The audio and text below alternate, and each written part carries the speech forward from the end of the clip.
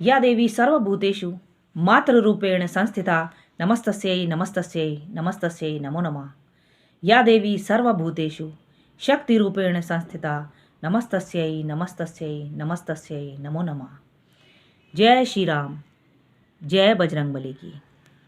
नमस्कार साथियों, मैं फिर से आ गई हूँ आप लोगों के साथ एक नया वीडियो शेयर करने, आप लोगों की खुशियाँ अपने साथ शेयर करने और अपनी खुशियाँ आपके साथ शेयर करने के लिए।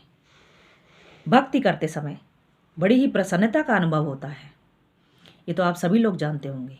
जब हम किसी तनाव में होते हैं या किसी परेशानी में होते हैं तो सबसे पहले हमारे दिमाग में क्या आता है? ईश्वर की शरण, भक्ति की शरण, भगवान का मंदिर, भगवान का दर, यही आता है ना। चलिए, अच्छी बात है, भक्ति करनी चाहिए, पूजा पाठ करना चाहिए और प्रतिदिन में अपने शामिल करना चाहिए। खुशी की बात है, इससे हमारे जीवन में कई नकारात्मकताओं से हमें छुटकारा प्राप्त होता है। चलिए, अब आते हैं आज के टॉपिक पर। क्या आप नास्तिक हैं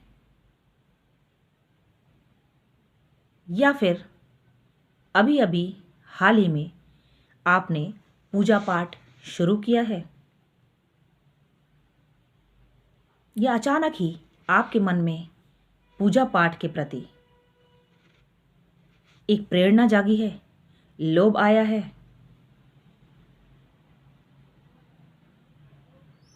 अच्छी बात है ना। तो आज हम इसी टॉपिक पर बात करेंगे कि यदि आप नास्तिक हैं, अचानक ही आपके दिल में ख्याल आया या किसी अन्य के द्वारा आपको प्रेरणा मिली कि भक्ति करनी चाहिए, तुम्हें पूजा पाठ शुरू करना चाहिए, या यदि तुमने बहुत साल पहले छोड़ दिया हो और फिर से तुम्हें शुरू करने का मन से भाव उत्पन्न हो रहा हो, तो जानते हैं कि भक्ति भी, पूजा पाठ भी, साधना भी ईश्वर उसी से कराते हैं जिससे वो चाहते हैं। कभी कभी आप लोग ये कहते हैं, बहुत सारे लोग कहते हैं कि हमने भक्ति की, हमें उसका प्रभाव, हमें उसका फल देखने को नहीं मिलता। सबसे बड़ी प्रसन्नता की बात तो ये ही है कि आप ईश्वर की शरण में हैं, आप कम से कम उनकी भक्ति कर रहे हैं, प्रतिदिन उनका स्मरण करते हैं, उन्हें याद करते हैं।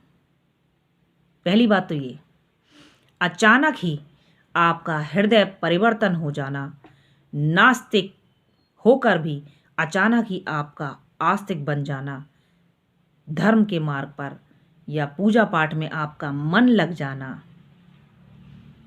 कई साल पहले छोड़ी हुई पूजा को अचानक ही फिर से शुरू कर देना, यह क्या दर्शाता है? यह दर्शाता है कि ईश्वर स्वयं चाहते हैं कि आप उनकी भक्ति करें। छोटी छोटी बातों पर हम ध्यान नहीं देते और यह भी सत्य है, ईश्वर जिससे चाहते हैं उसी से अपनी भक्ति करवाते हैं, साधना करवाते हैं, धर्म के मार्ग पर चलाना सिखाते हैं। यदि वो नहीं चाहेंगे ना, तो आप किसी भी प्रकार पूजा पाठ, किसी प्रकार का जाप, कोई धर्म का मार्ग, किसी प्रकार की धार्मिक पुस्तक आप पढ़ ही नहीं सकते। बगैर ईश्वर की मर्जी के, कहते हैं ना, इस दुनिया में पत्ता भी नहीं हिलता। तो यदि आप थोड़ी बहुत भी भक्ति करते हैं तो ईश्वर आप पर मेहरबान हैं और सदा मेहरबान हैं, और वो चाहते हैं कि आप उनकी सदैव इसी प्रकार भक्ति करते रहिए। दुख और सुख, ये दोनों तो जीवन के दो पहलू हैं, ये आएंगे और जाएंगे। दुख आएगा तो एक दिन सुख भी आएगा, किंतु ईश्वर सदैव जो भक्ति का मार्ग न छोड़कर दुख और सुख में ईश्वर का हाथ नहीं छोड़ता, ईश्वर की भक्ति नहीं छोड़ता, उसको वह सर्वश्रेष्ठ चीज़ प्राप्त हो जाती है जिसका अनुमान लगा पाना भी बहुत कठिन है।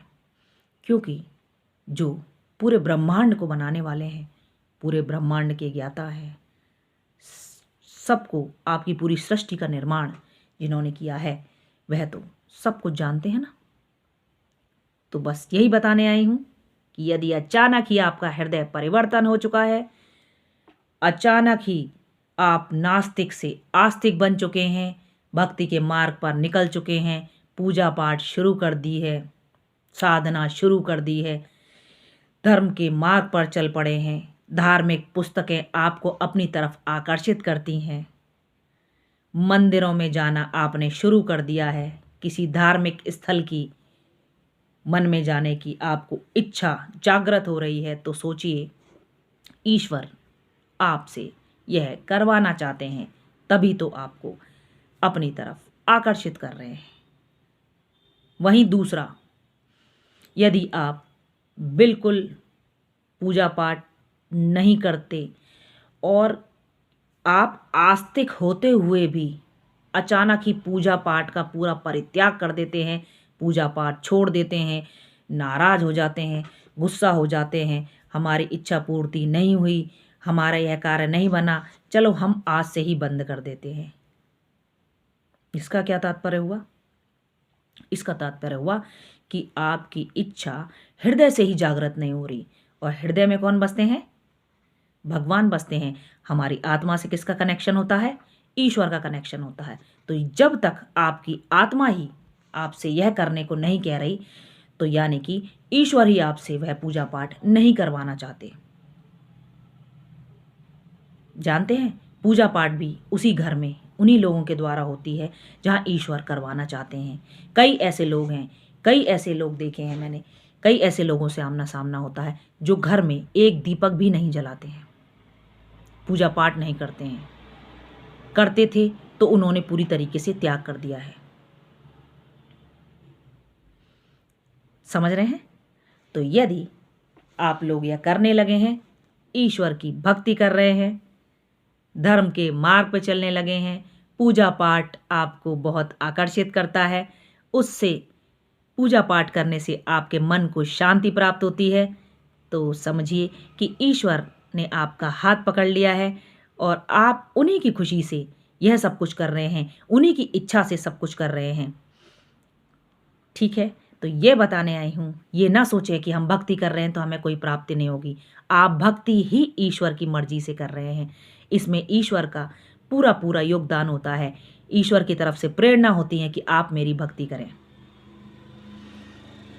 तो सब भक्ति कीजिए, खुश रहिए, और जो भक्ति नहीं कर रहे हैं, गुस्से में छोड़ दी हो, नाराज़गी हो गई हो, उनसे भी मैं प्रार्थना करूंगी कि सब लोग पूजा पाठ करें, जितना हो सके उतना करें, 10 मिनट, 5 मिनट, आधा घंटा, 1 घंटा, सब भक्ति करें। ईश्वर से बड़ा इस दुनिया में कोई नहीं है। प्रभु सबकी सुनते हैं, सबसे प्रेम करते हैं, सबका कल्याण करते हैं, समाज का कल्याण करते हैं और आपके देश का कल्याण करते हैं, सारी सृष्टि का कल्याण करते हैं।